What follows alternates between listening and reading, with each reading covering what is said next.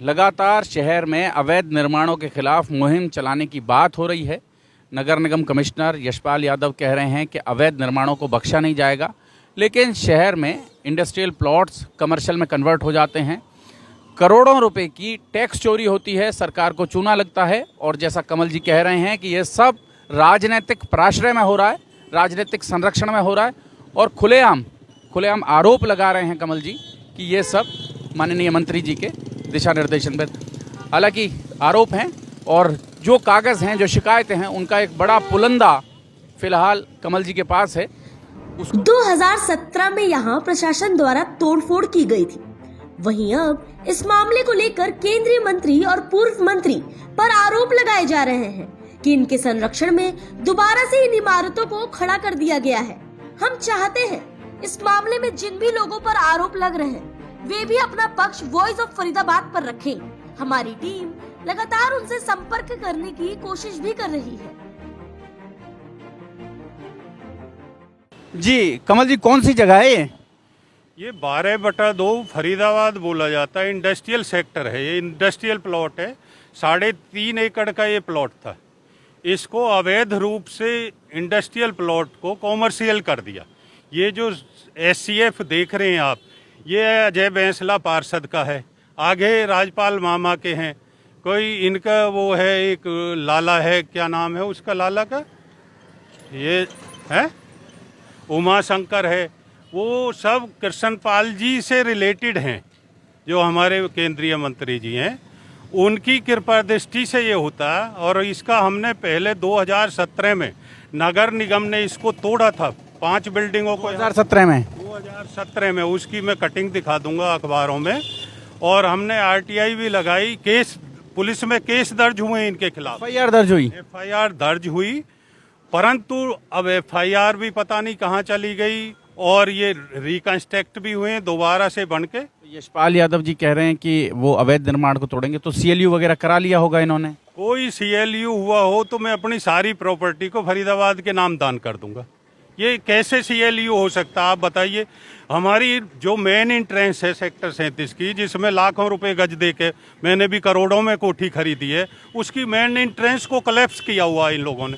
देखिए आप, सारी पार्किंग दिख रही है आपको, कहाँ रोड को घेरे रखते हैं, हमें निकलने में भी दिक्कत होती है इसमें।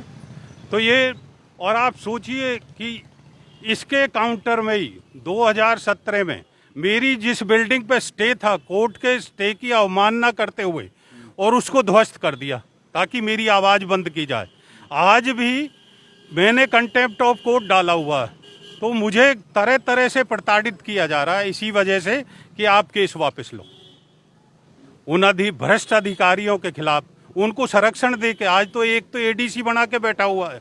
जब जॉइंट कमिश्नर था, जॉइंट कमिश्नर से SDM बनाया, SDM से आज ADC, तो एज ए रिवार्ड उसे देता है। कृष्णपाल जी जो केंद्रीय मंत्री हैं, भ्रष्ट अधिकारियों को संरक्षण देते हैं। जो इनकी बात को नहीं मानता उसका मेरी ख्याल में जिले में रुकना दुभर हो जाता है। नहीं तो मंत्री जी थोड़ा ही ऐसा करवाते होंगे, मंत्री जी तो न्यायप्रिय हैं।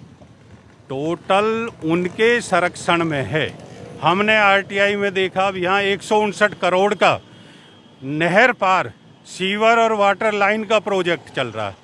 उसकी किसी भी कंप्लेंट कर ली, RTI लगा ली, एज पर कांटेक्ट कुछ भी नहीं हो रहा। ना तो उसकी बेस बना रहे हैं, खड्डा खोद के ऐसे पाइप डाल रहे हैं जो सीवर 4 दिन भी नहीं चल रहे। सबकी शिकायत, जब हम कोई भी RTI लगाते हैं, कोई भी शिकायत करते हैं, दर्द कृष्णपाल जी को या उसके बेटे को होता है। तो ये कहीं ना कहीं तो है दिक्कत। संरक्षण है। तो फरीदाबाद आप ये देख सकते हैं, अनुपम स्वीट्स हाउस 31 है, a family restaurant banquet 17 Vijay Bainsla son of Chaudhary, Mahipal Bainsla complex है, ये जो मोहन कॉम्प्लेक्स है।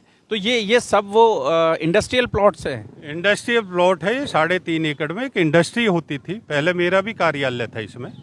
तो जब ये करतार जी भडाना इस पे थे, उन्होंने ये बेची थी किसी बढ़िया को। और अब तो मैंने ये सुना है कि इसकी ओनरशिप भी करतार जी पे वापस नहीं है, क्योंकि करतार जी ने, जो पूर्व मंत्री हैं, और कृष्णपाल जी ने ये मिल के बेची है। क्या चक्कर है, क्या है, ये तो भगवान जाने। पर हम जांच चाहते हैं इसकी। हमने इसकी सीएम फ्लाइंग में भी कर ली, मुख्यमंत्री को भी कर ली, तो ये आज तक हमें ये इसकी तह नहीं मिलती। उसका कुल मिला के ये लगता है कि भाई हमें तरह तरह से प्रताड़ित किया जाता है, आवाज़ को दबाने की कोशिश की जाती है। आवाज़ को दबाने की कोशिश होती है फरीदाबाद। और तो मीडिया में तो कहीं चर्चा में नहीं आता है सर ये सब? नहीं, मीडिया तो अब 2017 में भी हमने प्रोटेस्ट किया था, अब क्या है ये तो मीडिया जाने। परंतु 17 में जब तोड़ा गया था, इस सबको डेमोलिश किया गया था 17 में जब एफआईआर हुई थी, तो खबरें छपी थी क्या अखबारों में? हाँ बिल्कुल, अखबारों की मैं आपको कटिंग भी दिखा दूंगा, मेरे पास सारी कटिंग्स हैं।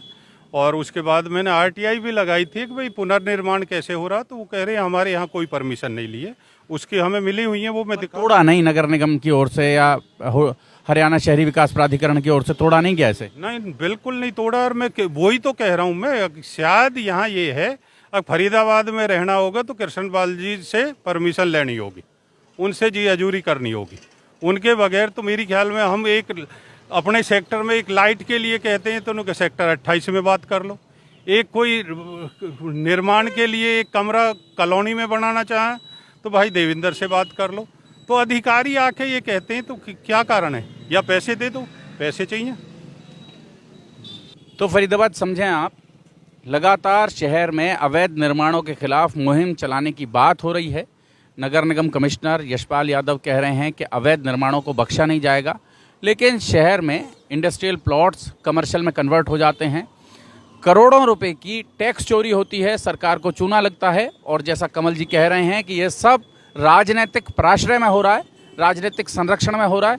और खुलेआम आरोप लगा रहे हैं कमल जी कि ये सब माननीय मंत्री जी के दिशा निर्देशन पर, हालांकि आरोप हैं और जो कागज़ हैं, जो शिकायतें हैं, उनका एक बड़ा पुलंदा फिलहाल कमल जी के पास है।